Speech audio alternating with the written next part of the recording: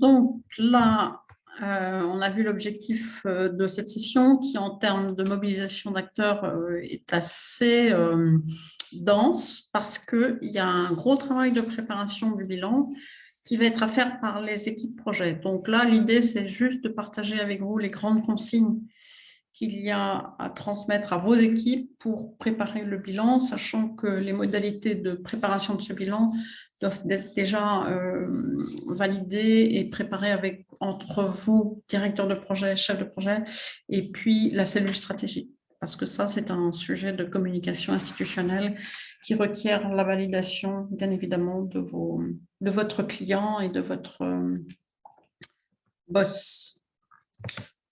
Alors, et bien évidemment, ce sera à soumettre au comité de pilotage.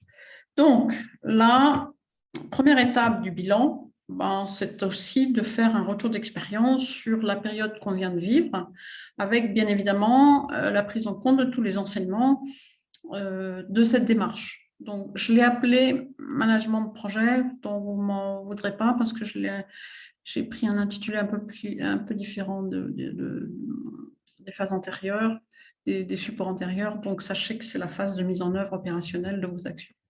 Donc, l'idée, c'est de voir comment on peut préparer le bilan d'un projet que vous avez accompagné depuis 6, 9 ou 12 mois.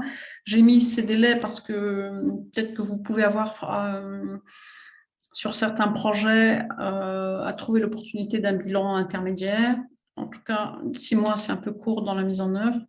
9 mois, c'est quand même mieux. Et puis 12 mois, c'est l'idéal, sachant qu'il y a encore des projets qui peuvent, en fonction des changements attendus, si on est sur des projets de transformation, il est possible que un an, ce soit insuffisant et qu'il faille passer sur un délai de 2 ou 3 ans.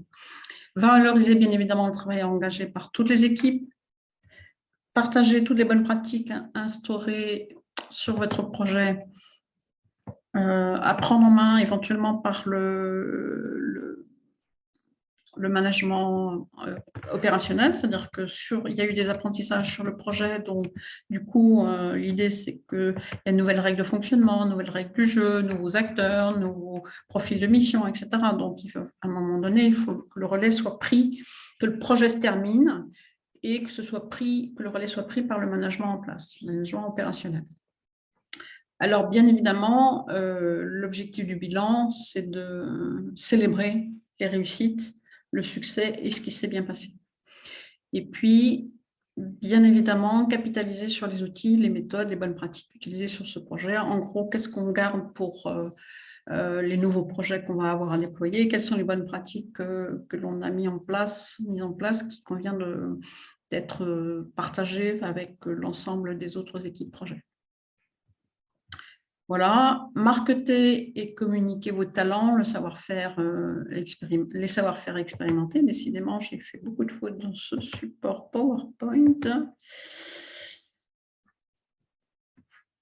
Les savoir-faire et les postures aussi nouvelles, puisqu'on est dans une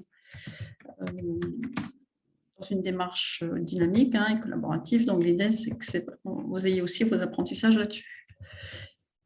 Du coup, l'atelier Rex, il est dans le même format que les phases précédentes, avec l'idée quand même que là, il y a une prise de recul sur la mise en œuvre des actions, qu'on remet en perspective tout le phasage du projet et que du coup, on ait le bilan global en fait de ce projet qui va vous servir à produire le support de communication que vous allez utiliser pour partager avec un collectif beaucoup plus large que vos équipes projets les travaux que vous avez pilotés et les résultats atteints.